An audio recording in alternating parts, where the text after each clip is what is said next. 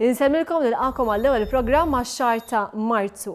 Nisimgħu ħafna dwar il-ħidma ta' salvataġġ li wettqu l-Forzi Armati ta' Malta llum fil-programm News.mt se nkunu qegħdin nidħlu fid-dettall.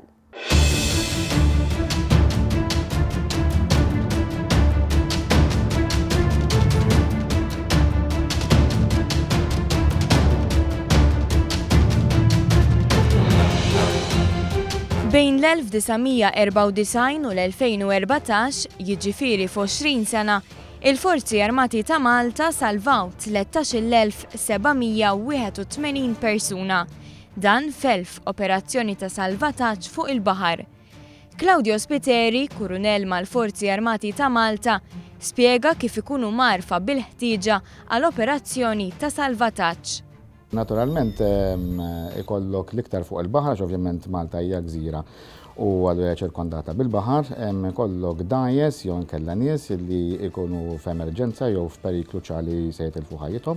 U allura dana li jiġri fil-normal huwa li jew iċemplu jagħmlu kuntatt magħna b'diversi mezzi anke fuq ir-radio u aħna meta tidħol dis-sejħa għall-emerġenza aħna nevalwaw is-sitwazzjoni, naraw x'għandna għad-dispożizzjoni tagħna. U minn hemmhekk aħna normalment jew nibagħtu l-ajruplan jew nibagħtu anke helikopter jew inkella immedjatament nibagħtu patrol boat sabiex tassisti il dawk in-nies li jkunu fil-periklu li jistgħu jitilfu ħajjithom. Sal-2003 in-numru ta' operazzjonijiet ta' salvataġġ fuq il-baħar kien wieħed minimu. Iżda evidenti l-qabża fin-numru ta' persuni li ġew salvati permezz ta' dawn l-operazzjonijiet bejn l-2003 u l-2004. Fl-2003 kienu salvati 372 persuna, bi kważi 350 minnhom kienu immigranti.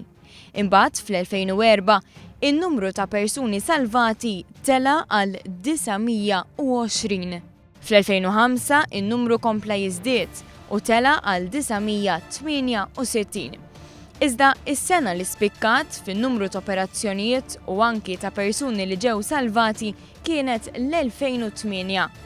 Fl-2008 f'89 operazzjoni ta' salvataġġ fuq il-baħar differenti kienu salvati kważi 2000 persuna, id-doppju meta mqabbel mas-sena ta' qabel. Mal-Kurunell Spiteri iltqajna fil-binja li tinkorpora fiha żewġ strutturi importanti. L-Operation Center tal-Forzi Armati ta' Malta kif ukoll ir-Rescue Coordinating Center. Pratikament dil-binja qiegħda hawnhekk hija mmenjata ġifieri attrezzata bin-nies ovvjament li qegħdin 24 siegħa kuljum fiha din u għandha anke numru ta' tagħmir partikolari li jgħinna nagħmlu x-xogħol it-twettiq tadmirijiet tagħna kemm fil-kuntest lokali u anke barra minn Malta. Tul is-snin issaħħaħ bil-kbir l-apparat li hemm fir-Rescue Coordinating Center illi jgħinhom jagħmlu xogħolhom b'mod aktar sofistikat u professjonali.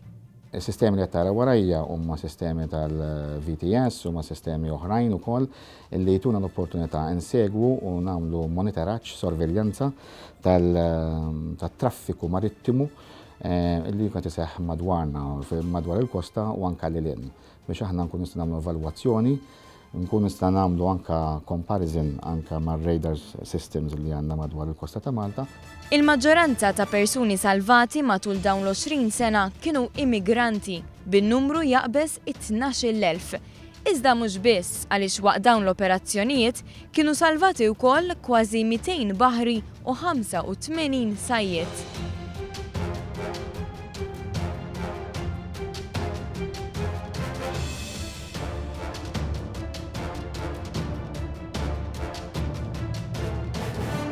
L-iktar li qed ikollna ovvjament anke l-pubbliku ħadd isegwi għandek l-immigranti regolari li sfortunatament jitilqu fuq dajes li ma tantx huma tajba għad baħir u allura dawn anke jkunu n-numru jkun kbir u allura dawna jkun hemm bżonn jekk huma ovvjament jagħmlu s-sejħa illi aħna ntuhom l-għajnuna u l-assistenza kollu li kien hemm bżonn. Ikun hemm anke nies illi għandhom id-dajsa partikolari tagħhom illi qegħdin mal-familja tagħhom jew anke li qegħdin ibaħħru bej stat u ieħor illi jkollhom bżonn din l-għajnuna. Hemm anke nies illi xogħolhom huwa proprju fuq il-baħar, ġifieri jkunu jservu baħrin. Għalkemm dan huwa xogħol ta' kuljum tal-membri tal-Forzi Armati ta' Malta, Wieħed irid iżomm f'moħħu illi dawn huma bnedmin bħal kull wieħed u waħda minna. Bnedmin li jiltaqgħu ma' każijiet u esperjenzi illi iħallu timbru fuq ħajjithom. Inti tintaqa' ma' nies illi qed tara nies li huma fi stat kważi ta' mewt, qed tara nies li huma prattikament ukoll ġieli mejtin li tilfu ħajjithom u qed tara eventwalment nies illi jew forsi għalkemm iċ-ċirkostanza tkun li twildet xi tarbija ġdida fuq xi dajsa żgħira, naturalment apart il-ferħ, naturalment inti tittara wkoll iċ-ċirkostanzi biex tingħata l-ewwel assistenza u tara li kollox imur sew kemm għall-omm, kemm għall-tarbija nnifisha, eċetera. Però meta jmorru lura rrid nassigurak li nista'na umani bħal kulħadd u l-impatt huwa dak li huwa, ġifieri f'xi forma ta' trauma jkun hemm ukoll u aħna nagħmlu l-mezz tagħna kollha biex nindirizzaw dik l-issue fil-kontest tan-nies tagħna.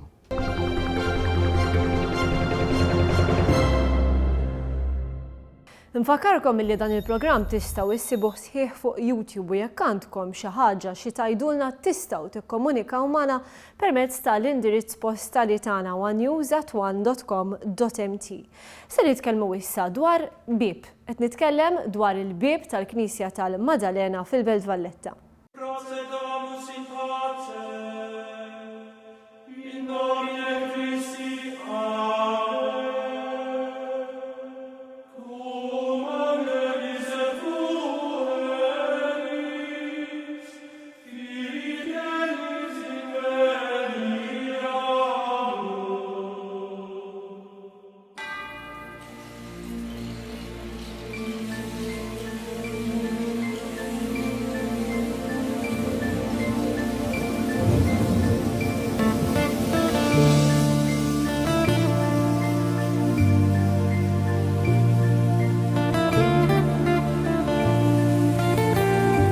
Il-bib tal-Knisja ta' Santa Maddalena li tinsab fil-Belt Valletta mhux se jibqa' jidher magħluq il-ħin kollu. Wara ħafna snin se terġa' tinfetaħ u fiha terġa' tibda tkun iċċelebrata l-quddies. Din hija knisja bi storja ta' mijiet ta' snin u li kieku l-ħitan tagħha kienu jitkellmu, żgur li kienu jitfgħu dawl ukoll fuq l-istorja tal-belt kapitali ta' pajjiżna.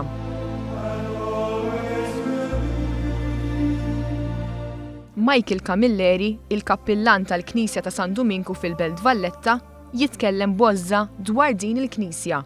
Fil-fatt, ħadem ħafna biex il-Knisja terġa' tinfetaħ. Il-Knisja bnija l-Gran Mastru Antoine de Paul bejn l-1626 sa l-1632. Mbagħad snin wara ġiet ristrutturata xi ftit, darbtej b'mod prinċipali kien il-Gran Mastru Nicola Cottoner u fl-aħħar il-Gran Mastru Pinto de Fonseca. Il-Knisja kienet tintuża wkoll mis-storijiet tal-klawsura magħrufin bħala l-Madaleni li kienu jgħixu f'monasteru li kien jagħmel parti minnha. Jew kienu jkunu wara l-artal, hemmhekk kien hemm il-kor tagħhom, jew inkella hawnhekk fuqna suppostaw gallerija kbira fejn kellhom il-kor ta' fuq kien jissejjaħ, ma l-gallerija disgrazzjatament ma teżisti kif laqqas il-kor ta' wara l-artal m'għadu jeżisti għaliex bil-gwerra waqa' bħalma waqa' wkoll il-monasteru. Wara l-ħitan tal-Knisja tal-Maddalena fil-Belt Valletta ġraw ħafna stejjer. Kien hemm stejjer ta' ferħ u suċċess, iżda kien hemm ukoll stejjer ta' dieqa u disprament. Fil-fatt għal diversi snin il-Knisja u l-monasteru kienu wkoll ta' kenn għal prostituti konvertiti. L-awtoritajiet ġieli flok pereżempju jagħtu ħabs jew kastik lil dawn il-persuni kienu jobbligawhom għal ħajjithom jidħlu f'dan il-monasteru. Iżda fl-1798 tul il-ħakma tal-Franċiżi f'pajjiżna, il-mexxej Napoleon Bonaparte ordna l-istorjiet biex ħallu l-monasteru. Ir-raġuni aħna nafu ċerti li kienet il-proprjetà li kellhom is-sorijiet u l-beni, il-flus li huma kellhom. Ħafna mill-pitturi li ħallew warahom is-sorijiet ittieħdu f'monasteru ieħor, filwaqt li oħrajn ħadd ma jafx sar minnhom. Fost l-affarijiet li baqgħu magħna hemm it-titular li jinsab fil-Palazz tal-President f'San Anton. Fil-fatt aħna ġifieri ġaqedin f'kuntatt ma' Luis Colero Preka, l-eċċellenza tagħha, l-President ta' Malta, biex jekk kunu possibbli dan il-kwadru jerġa' jiġi f'postu. Wara t-tieni gwerra dinjija, il-Knisja ngħalqet għal kollox. Imbagħad kien hemm żmien fejn kienet isservi wkoll bħala maħżen għall-kumpanija tal-Karnival. Li dan imbagħad xi ftit snin ilu, xi 6-7 snin ilu, ingħataw post ieħor biex din il-Knisja titbattal u bil-mod il-mod tasal għal dak li qed naslu għalih f'dawn il-ġranet. Wara t-tindif li sar mill-parroċċjani tal-lokal, issa din il-Knisja ser tibda tintuża għal attivitajiet reliġjużi u pastorali. Dorna t-twieqi kollha, għaliex il-Knisja fiha madwar 16 tieqa bejn kbar u żgħar. Bidilna l-ħġieġ li mkisser kollu, żbajna l-injam tat-twieqi kollu u anka l-bibien. Iżda dan mhux biżżejjed, il-pass li jmiss huwa li tiġi restawrata minn barra u wkoll minn ġewwa. Dan mhux pass faċli, iżda l-kappillan jinsab ottimist. Rikjedi fondi u ammonti kbar ta' flus. Imma jiena nemmen li bil-mod il-mod ħaġa wara l-oħra naslu għalija wkoll.